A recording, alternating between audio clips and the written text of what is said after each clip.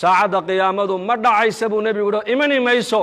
ilaa ka hor aad aragtaan 10 calaamadood buu nebigu yidhi calayhi salaatu wassalaam 10kaa calaamadoodi waa calaamaatul kubra ayaa la yidhaahdaa laakiin waxaa jira ashraadu saaca wax la yidhaahdo calaamaatu suqra iyaku waa la arkay maanta haddii la tiriyana maanta magaalo walba waa laga helayaa calaamaatu suqra laakiin nebigu saxaabada xadiiska wuxuu ugu sheegay saacadda qiyaamadu inaynan dhici doonin ilaa aad aragtaan ama adduunyada dusheeda lagu arko 10 calaamadood buu nebigu inuu yidhi calayhi salaatu wassalaam fadakara addukhaan والدجال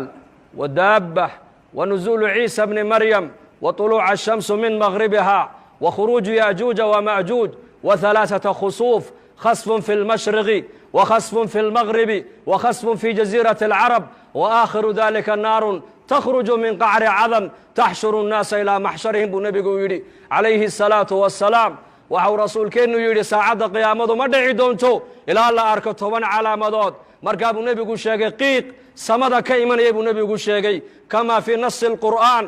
فارتقب يوم تأتي السماء بدخان مبين يغشى الناس هذا عذاب أليم وحو نبي شيء قيق سمد كيمن يبو نبي شيء وحكلوا نبي شيء دجال بو نبي شيء عليه الصلاة والسلام وأدوية بقعت كما تشالو إلا دجال أمريا dadkana wuxuu ka dhaadhicinayaa inuu yahay rabbigii isagu dadka abuuray inuu yahay buu ka dhaadhicinayaa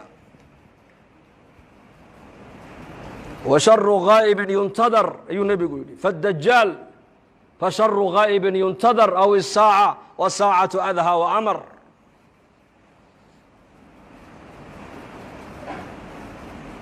dajaal buu nebigu sheegay inuu imanaya aakhira zamaanka maanta zamankan maanta ka warrama saxaabada rasuulka ridwaanullaahi calayhim ajmaciin axaadiista dajaal ku saabsan markuu nebigu uga warramaayo waxay yidhaahdeen waxaan moodi jirnay sida uu hadalka nebigu quluubtooda u saamaynayey dhirta naga dambaysa inuu dajaal ku jiraan u malaynayna asxaabtu yidhahdeen waa 1400 sano ka hor weeyaan waxaas uu nebigu ka warramaayo innagana maanta zamankeenna ka warrama corona virus baa maanta caalamka o dhan wareeriyo la hadal hayaa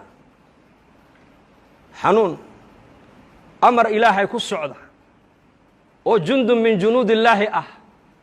oo qofkii ilaahay ugu talagalay maayna qof kale aan ku dhacayn ayaa caalamkao dhan labadii isku timaadda maanta ay ka sheekaysanaysaa saxaabaduna 1400 sano ka hor waxay ka sheekaysanayeen dajaal inuu soo socdo marka uu nebigu dajaal uga sheekaynayana bay yidhaahdeen waxaan u malaynaynay yaqiinta khabarka nebiga ay u qabaan dhirta naga dambaysa dajaal inuu ku jiraan u malaynayna asxaabtu yidhahdeen dajaal buu nebigu sheegay inuu adduunkao dhan maraayo janno iyo naar wax u eg buu wataa waxau nebigu leeyahay calayhi salaatu wasalaam qof walii qofkii isaga rumeeye raacana waxaa jannada u eg u wato ayuu ku tuurayaa dad alliya dadkii isaga inkira yidhahda rabbi ma tihide kaafir dajaala ayaa tahayna naartuu ku tuurayaa markaa buu nebigu leeyahay calayhi salaatu wasalaam 10 aayadood ee suuratulkahf ninkaa akhrista maalintii ilaahay fitnada dajaal waa ka badbaadiyaa buu rasuulku yidhi wa fii riwaayatin 10 ka dambena nebigu waa sheegay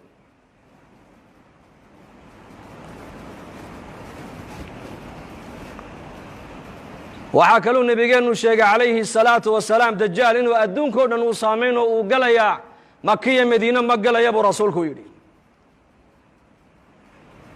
wa fii riwaayatin xadiistu waxay sheegaysaa 4 meelood dajaal ma galaayo jabalu tuur buurtii nebi muuse calayhi salaam loogu waxyooday ee ilaahay nebi muuse uu kula munaajooday ma galayo dajaal makana ma galaayo madiinana ma galaayo qudusna ma galaayo buu rasuulku yidhi masjid alaqsana dajaal ma galaayo laakiin shiriiriin dadka sharka badan leh munaafiqiinta ee makiya madiine dhexdeeda ku dhuumanaya ku nool ayakaa dajaal bannaanka ugu baxaya buu rasuulku yidhi calaamadda saddexaad buu nebigu yidhi waa daabad dhulka ka soo baxaysa buurta safa la yidhaha ina asafa waalmarwa sakhradaa bay ka soo baxaysaa iyaduna adduunyadoo dhan bay maraysaa qof kastoo adduunyada ku yaallabay yuu nebigu yidhi waa ishaabadayn waxa qof walba uu yahayna way ku qormi doontaa buu rasuulku yidhi muuminka muumin bay ku shaabadayn kaafirkana kaafir bay ku shaabadayn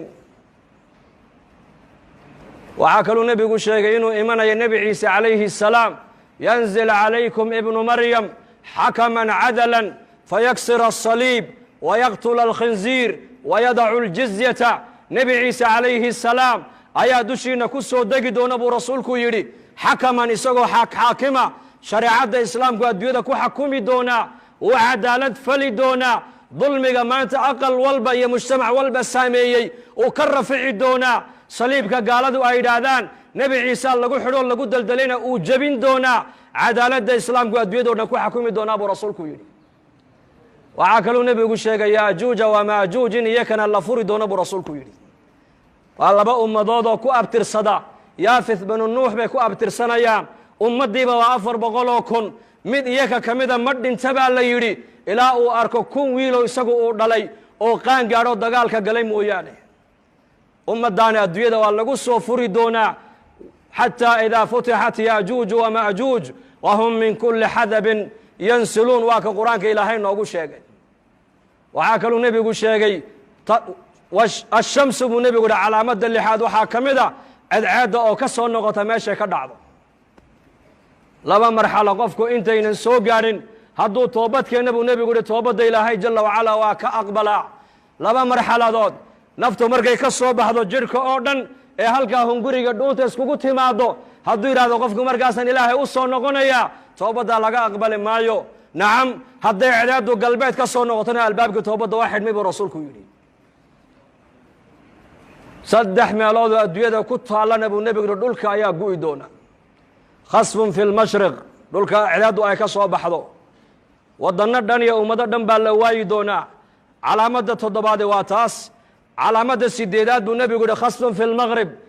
galbeedka adduunyadana waddanno dhan iyo ummado dhan baa dhulku la gu'i doonaa calaamadda 9aad buu nebigu yihi khasfun fi jasiirati alcarab jasiirati alcarab dhexdeedana dhul iyo ummado dhan baa la waayi doonaa calaamadda 10aad buu nebigu yihi walaalayaal waa naar ka soo baxaysa cadan magaalada cadan gunteeday ka soo bixi doontaa banka qiyaamee dadka ku soo ururin doontaa buu rasuulku yidhi 10kaa calaamadood baa ka soo horreeyey buu nebigu yihi saacadda qiyaamada 10kaa calaamadood maanta wax ka sheekeynaya waa yar yihiin